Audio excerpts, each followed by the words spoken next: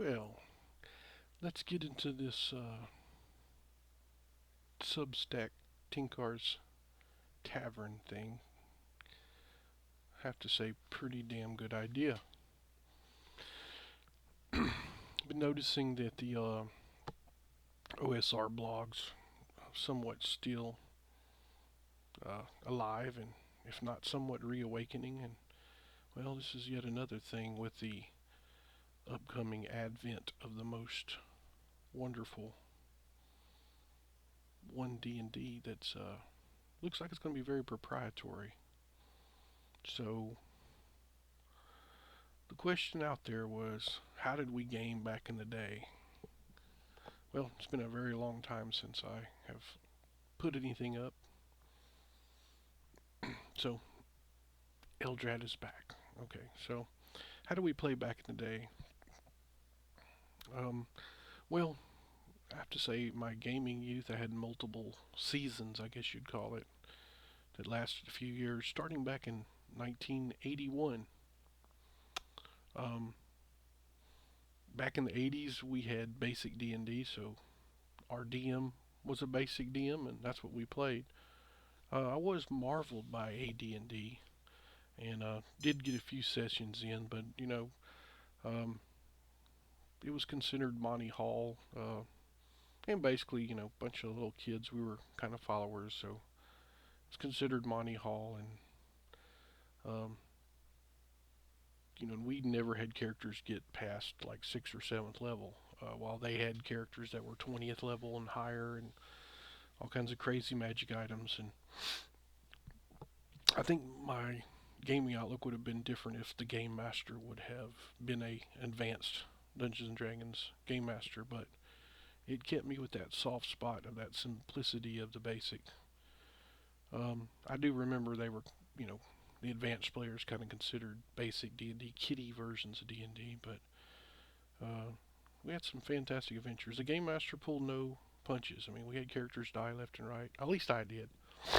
Also, for the most part, it was 3d6 in order with some adjustments. So, very few, if any, super characters. Um, I would say back in school, from middle school to high school, there were at least 5 to 6 different gaming groups. With the slightly older crowd, very few of those, but from our age down a few years, there were multiple groups. If I could go back in time, I would have cross pollinated a lot, and but such is life. Uh, so I would have to say, early days of gaming in the 80s, yes, it was very episodic. Um, and then there was those kind of D&D rules. The kind of D&D I had at my house, it was more freeform than rules. Lots of swords with missiles. Thank you, Sword and Sorcerer movie, for that silly idea. And the barely an influence of what we called Japimation, which is, later on discovered was called anime. Uh, Southwest Louisiana, um, on the Gulf Coast, we had very little, if any, exposure to anime. It was something rare, and I think blockbuster movies.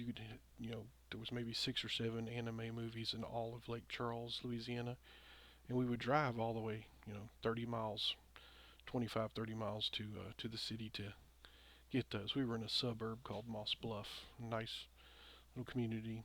Um, so I had my little gaming group at home. That wasn't the official gaming group. They um, basically were, you know, rules were not necessarily followed totally there because I didn't know any better, neither did they. Then we got season two, I would call. That was the late 80s and early 90s, getting out of school. Uh, and that came with the age of second edition. The old gang didn't get back together anymore. If we did, it was times far and few between. Had some sessions of Warhammer Fantasy Roleplay, which was quite fascinating. Then, also somewhere in that vicinity, where's the members of the, some, not all, but some of the members of the gaming group painfully backstabbed me over what I don't know. Well, I do know. I mean, there was another gaming group that was from another friend of mine that had girls in the gaming group, and I'm the one who introduced them, but I didn't have a car, so let's cut out this guy. So pretty much classical Shakespearean crap. But anyway, that's a story for another time. And between that, let's see, a little bit out of school, I did actually game a few times with an old long-haired, dope-smoking. Played some AD&D, and this guy was a very learned, yet uneducated, but very learned at the same time hippie. Um, you know, him and a few other of his kind were older gamers, like 5 and 10 years older. Um, Looking back, how stupid I was not to have joined up with him and gamed with him more. Because the few games we had were like these. I don't know. You had that old feeling of a heavy metal album, Incense, some dope smoke in the air, some weed in the air, and something truly magical like that. Most game masters and dungeon masters can't get in, can't make that happen anymore. But at the same time, while the guy was like an ancient old sage, he was also an a-hole in many ways. So, you know, um, so as friends from school separated, I had season three, I would call. So that's with my musician, skater, punk metal, and occult crowd. I say occult, dabbling in metaphysical stuff here and there. We were too late for the Satanic Panic, and that by that time they still had a little bit of people talking about it, but we did suffer from the Satanic Panic back in the 80s. In fact, one gamer, I can't remember the person, but I remember the story. The big Baptist church had a book burning, and they burnt his books. His parents stole his property and burnt his stuff. And I guess the effect, he never went back to church again, last I heard. I mean, if they were trying to save his soul, they definitely ran him from the church out of stupidity. But anyway, um, 2E or second edition was basically I made a map and they headed whatever direction they did. So uh, it was actually kind of a sandbox slash. It wasn't really a hex crawls. We didn't have hex paper, but uh, that was a pretty incredible time of gaming. We had a bunch of new-ish players. The rest were halfway experienced. Uh, there was an ancient old dragon that they were trying to stop from being awakened. Uh, a red dragon, Orcs Daily Dungeons, Thaco. Which Thaco's never been that bad. I'm sorry. You can try to complain about it all you want to. It's not that bad of a thing. Very nostalgic.